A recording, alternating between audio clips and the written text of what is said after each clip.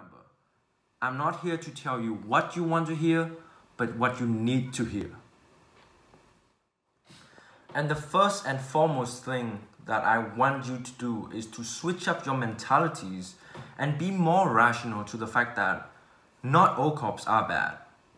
There are genuine good cops out there who love their jobs, not because they get to use and abuse their power, but genuinely love people and wants to protect and bring safety to their communities. Many of them are also doing a great damn job at helping out the citizens and putting away the bad guys. I mean, that is why we can call 911 and receive immediate emergency assistance, right? So cop exists for reasons. And to consider that there is a good side within the policing systems, it's a great start for us to really think objectively about how we should deal with police brutalities and police as a whole. Of course, there are cops out there that do terrible jobs and are purely evil and should absolutely be removed from the positions of authorities.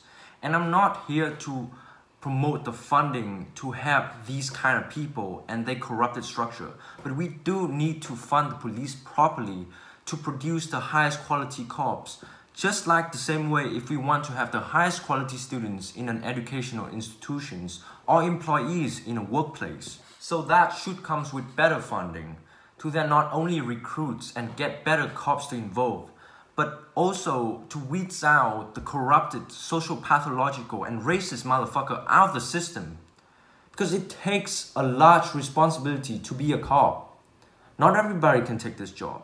And to be a cop means that you need to be a supreme human being, one that can control their emotions and knows how to be calm in different situations. But that don't come easily, because cops already do not have enough training. Many of them are inexperienced and unconfident when they first deployed.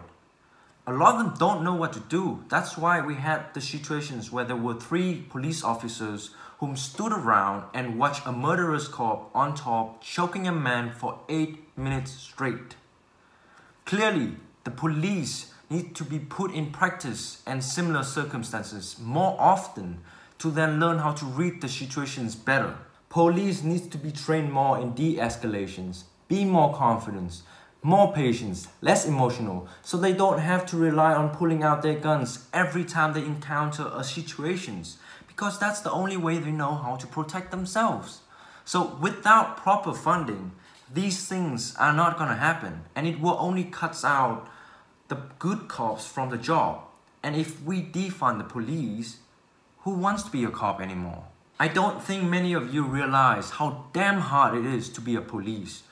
How difficult it must be like to know that they are at the highest risk of injuries and death, and every day they are being put into dangerous circumstances that have similarly and previously taken the lives of many of their fellow colleagues. So if anything, we should support police as a community. Not police brutalities, but good policing to then help and protect our vulnerable community as well as ourselves. To defund and abolish police systems is just not the way to go for a brighter future. And I'm not trying to defend all aspects of police departments in America, because they do need to do a better job as policemen and at screening people out. So perhaps they will need to reform parts of their current structures. But that doesn't mean that we should take everything down. Honestly, many of you need to stop looking to the dark, but look for the light at the end of the tunnel.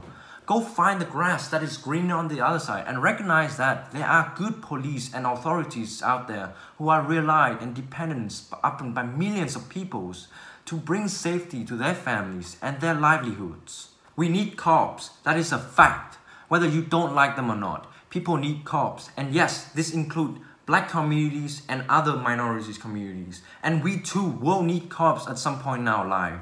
So that also should come with us as citizens to have an understanding and empathize with the cops and realize that there are always 2 sides of the same coin, and don't get too caught up in this whole social media age bullshit. The last thing we would like to do is to create divisions. The police versus the citizens, having my side versus your side mentality. It doesn't help. We need to communicate and talk to each other, bring out the best of the both sides, preferably the leaders who are responsible and trustworthy to then cooperate in getting rid of the bad guy in general, and improve the society into a better place. That's how we should solve the problem of police brutality. And also encouraging the presence of policings for the sole purpose of creating a safer environment for everyone to live in a society. I'm done.